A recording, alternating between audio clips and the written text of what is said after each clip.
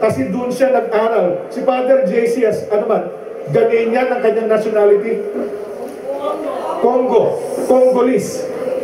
Pero nag-aral siya sa UST. Di po ba ng kanyang pagkapare? At dahil sa Pilipinas siya nag-aral, meron siyang foster family na sinusuportahan din niya, tinutulungan niya financially hanggang ngayon.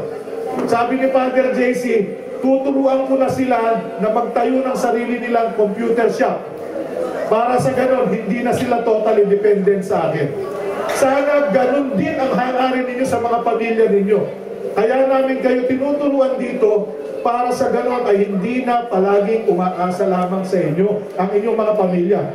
They will be liberated economically at kayo rin po para makapag-ipon kayo para sa higit na investment sa pagpapabuti ng inyong buhay. Kung mapapansin po ninyo, yung ibang mga teachers natin dito ay dating mga estudyante rito sa Ugnayan. Nakakatuwa, natuto sila, ngayon marunong na silang magturo. Kasi iba ang nag-aaral dito sa Ugnayan kumpara yung nag-aaral sa elementary, high school at kolehiyo sa Pilipinas. Kasi marami sa atin, actually, ang favorite subject sa Pilipinas ay recess. No.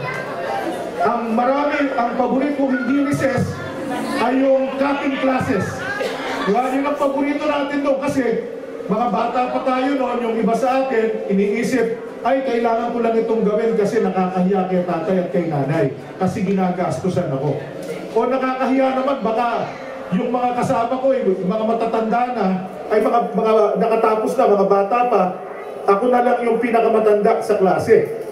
So, napipilitan tayo mag-aral, napipilitan magtapos. Pero hindi talaga nagsisikap na matuto. Pero kapag gusto talaga nating matuto, dumarating ang panahon, tayo gusto rin natin ibahagi yung ating natutunan. Hindi po ba? Oh, ang maganda kasi pag sinishare ninyo yung knowledge, hindi kagaya ng nagsishare ng pera. Di ba? Yung nagsishare ng pera, pag sinishare mo, bawas ka. Pero subukan ninyo, pag meron kayong kaalaman, ibinahagi ninyo sa iba, mas lalong gagaling at yayaman ang inyong kaalaman. Kasi mapipilitan kayong lalong mag-aral. Di po ba? So, inaasahan natin na sa darating na panahon, mula sa inyong ranggo ay manggagaling ang iba pang mga teachers. Ngayon, gusto nating payamanin yung pag-aaral dito sa Ugnayan. Kagaya ng nabanggit ni Ningning, naghahanap po kami ng mga volunteers. Yung isang pumayag na maging volunteer ay yung chef, yung head chef ng Carnegie Restaurant na katabi halos nung Shangri-La Park Eastern Hotel dyan sa May Anha. So imagine mo siya ay head chef. So tutulong siya na magturo ng kahit na ilang dishes sa inyo. Pero kaya namin siya kinukuha hindi lang para magturo, kung hindi maging inspirasyon sa inyo. Siya ay self-taught. Nag-aral siyang pangsarili. Pero sa kabila nun, ay naging head chef siya. Alam nyo naman kung magkano kinikita ng head chef. Diba? So kung kaya niya, kaya rin ninyo. Isa pa na, kanina, medyo nagpalakpakan kayo kasi alam ko rito, marami rito ang mahilig maninute. Alam niyo yung maninute? Kodaker. Oh, hindi nyo na rin alam kasi digital age na ngayon, ano? Marami ng Ilocano ngayon eh. Oh, digital na daw yung camera. Sabi ng mga Amerikano, digital eh, no? Pero sa mga Pilipino, pag tinanong, anong camera mo? Ilocano ito, digital. Diba? So ngayon, sa susunod na batch, kapag maraming nagsasabi, gusto ninyong matuto ng photography. Ang photography, hindi lang shoot ng shoot. No? Baka may mabaril kayo. Kailangan marunong kayo ng technique. Kailangan alam ninyo yung mga kagamitan ninyo.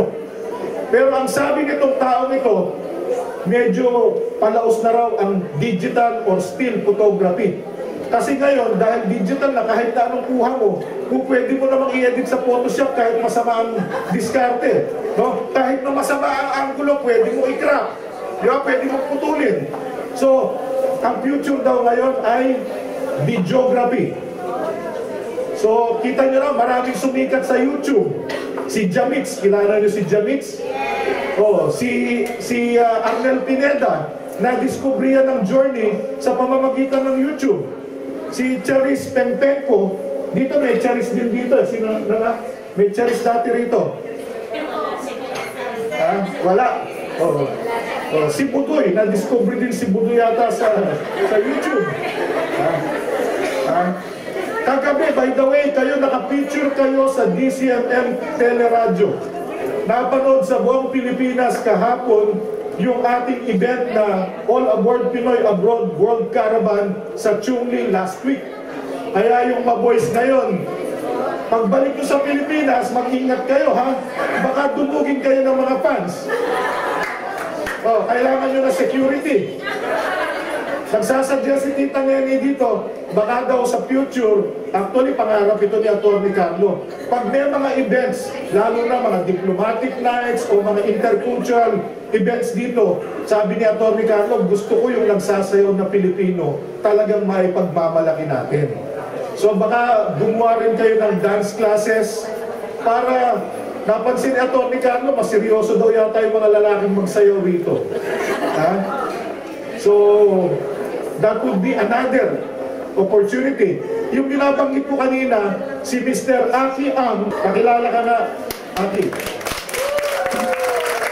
Tayo na po. So, kita nila, pinapalakpakan nyo na siya, kinukunan niya pa kayo. Yan ang professional.